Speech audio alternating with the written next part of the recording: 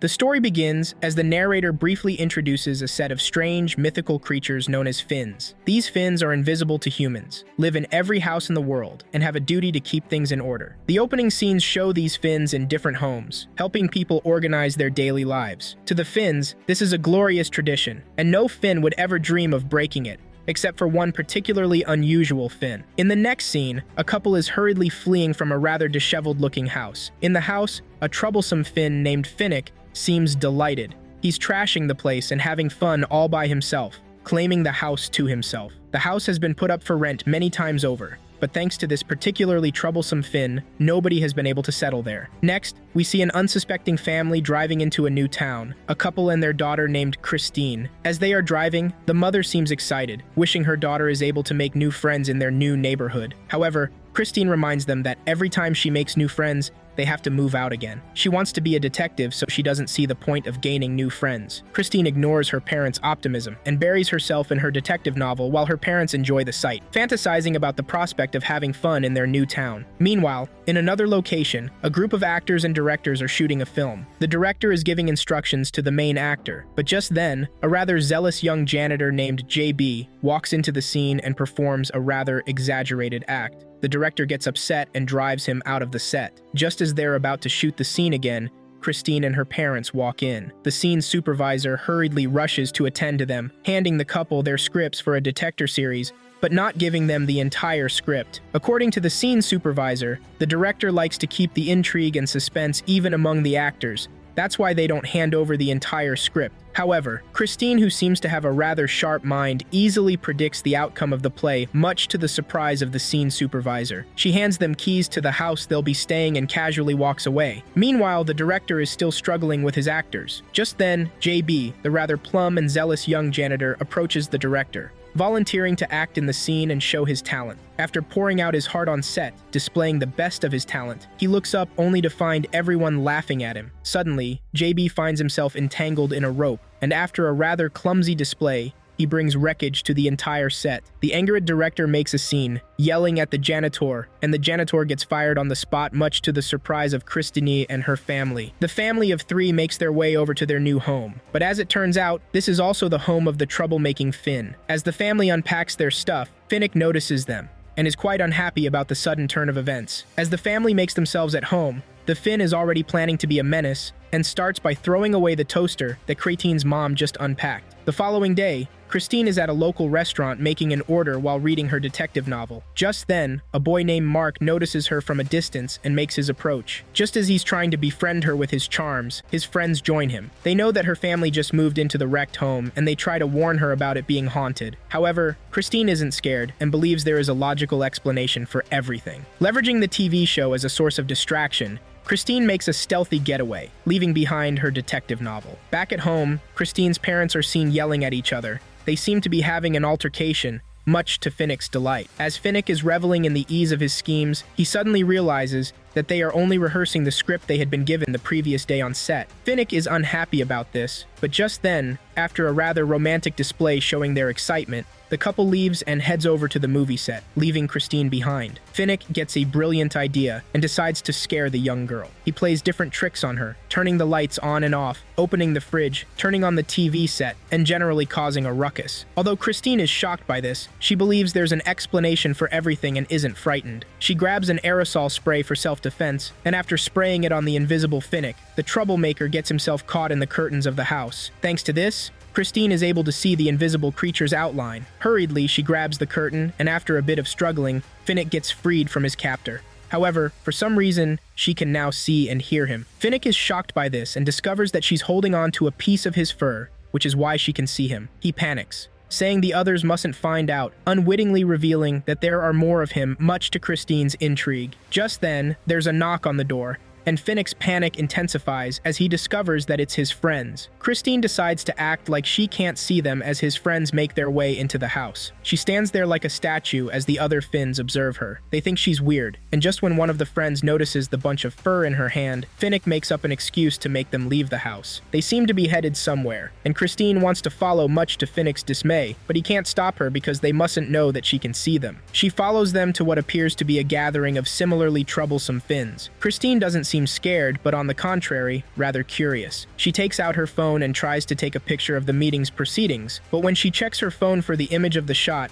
it turns out that her camera can't see the creatures. As the meeting proceeds, the Finns ask Finnick about his new tenants, and Finnick tries to act like everything is as usual. But one particular Finn is catching wind that something is wrong. He asks Finnick if he's sure that everything is normal, but Finn takes the spotlight away from himself to a rather unsuspecting Finn named Muffin, who is in charge of the janitor, who had nearly set the film on fire the previous day. They are making fun of Muffin, but he doesn't seem to like it, and angrily takes his leave. That night, Christine makes a bracelet out of Finnick's fur and declares herself a detective on a case. The following day, just as Christine is preparing to make herself some breakfast from the rather empty fridge, she hears a knock on the door, answers the door and finds Mark on the other side of it. He returns the detective novel she left on the desk and after a rather awkward conversation, asks if she's willing to hang out with him sometime. But Finnick gets in the way, making a ruckus in the house and causing trouble for her. Thanks to him, Christine accidentally spills some of the juice she's holding on Mark, and after apologizing and telling him he's better off making friends with someone who'd been around long enough, she thanks him for returning her book and excuses herself. But Finnick seems rather upset about this, insisting that they set some rules and she never brings any more humans. Seemingly frustrated, Finnick reveals that humans are rather reckless, not realizing that if a building is destroyed, the Finn assigned to it will disappear as well. After witnessing a series of rather annoying humans who didn't care about the state of the house, he finally decided to become a menace and chase them all away. Stepping outside, Finnick takes out his frustration on a lawnmower. Unfortunately for him, he unwittingly starts the engine and gets himself caught in a rather unpleasant situation. Christine is also dragged into his predicament, and Finnick goes on about not letting the lawnmower cut his fur. They tumble down a steep slope together, fly off a cliff, and land in a truck that just happened to be passing by. After taking inventory of himself and making sure his fur was not shaved off anywhere, Finnick and Christine let the truck drive them off into town. The truck finally stops in front of a coal factory. Christine and Finnick get off the truck and Finnick can't seem to stop complaining about everything. As Christine is trying to calm the troublesome Finn, the truck security guard to the factory opens the gate, letting the truck in. The workers at the factory receive the truck, but just as the truck is dumping its cargo, they realize that it's actually popcorn kernel instead of coal. They try to challenge the driver who played the silly prank on them, but they don't see anyone in the driver's seat. Just then, the popcorn kernel starts vibrating, and after placing a warning to all the workers over the phone, it explodes in the factory, and it turns into cooked popcorn. Just then, the perpetrator is making a quick getaway, but Christine notices the silhouette of the perpetrator through the smoke. She tries to take pictures of him, but she's pushed away by the person who's making a quick escape. The popcorn explodes on a large scale, sweeping the entire city. A reporter broadcasts this on the news, and as the reporter is doing his job, he gets a letter from the perpetrator. The letter is addressed to all the citizens of Berg, from the perpetrator who calls himself the Invisible Terror, informing them that this was only just the beginning. Just then, Christine sees an opportunity to tell everyone what she's discovered, showing the reporter the pictures of the perpetrator that she had taken. But the reporter doesn't take her seriously because there are no images on her phone. But Christine is not discouraged and declares that she can handle it. That night, she asks Finnick to help her solve the case because she's quite sure that the perpetrator is a Finn. However, Finnick is rather reluctant to help.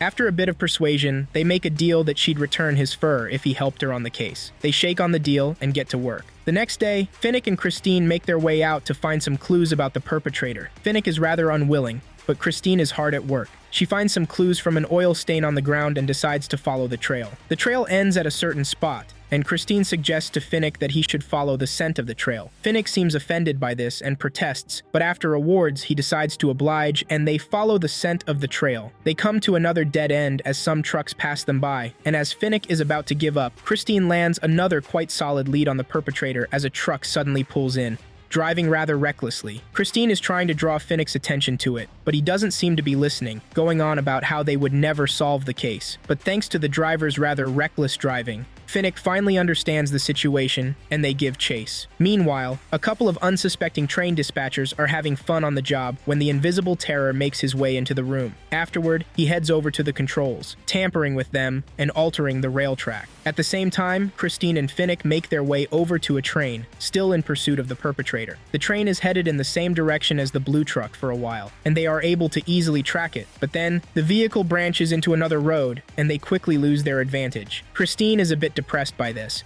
but after having a little talk with Finnick and a rather funny display by the Finn, the two detectives have a good laugh. Back at the dispatch room, the train dispatchers finally notice that something is wrong. Two trains are on a collision course towards one another. It turns out to be the same train that Finnick and Christine are on. After the conductor warns the people, he hits the brakes and successfully stops the train, but the second train isn't stopping. Luckily, the passengers escape the train in time, just as the trains collide with one another. At the same time, the invisible terror heads over to a wind power plant, and after binding all the workers, he disrupts the power, causing the wind turbine to spin in opposite directions. This causes the electricity in the city to go haywire and pick up wind and dust from the environment, causing a tornado. Just as Finnick and Christine head over to the power plant, they find themselves face to face with the tornado. Quickly, the two detectives rush into a nearby car. Christine starts the car and tries to make a hurried getaway, but they still get caught up in the tornado. The winds are not any less in the city, and the reporter is there again doing his job amidst the chaos. Thanks to some quick thinking by Christine, they manage to escape the tornado. They both head into the control station and are surprised to find that everyone has been bound. After freeing them, they quickly fix the problem and everything returns to normal again. After placing a call to her mom to check in on her and see if she's alright, Christine discovers that the perpetrator of all the crimes is using the plot lines from the scripts of the show her parents are acting on to organize his crimes. Christine decides to get ahead of the criminal by getting the script of the show in order to get a head start on the criminal. The two head over to the film studio, sneakily making their way into the director's office. After checking through some scripts, they discover that the next big act of the invisible terror would involve the Ferris wheel in the city park. Just then, the director is making his way back into his office, and escaping through the window, the two detectives make themselves scarce. Going in stealth mode, they make their way over to a blue truck, trying to find some evidence to prove their suspicions. After a bit of struggling, they finally manage to open the truck's rear, and Christine manages to get in, but the truck zooms off before Finnick can enter. After driving for a while, the truck finally stops outside of town. The rear door opens only to reveal JB, the janitor from the movie set. Standing right next to him is his Finn,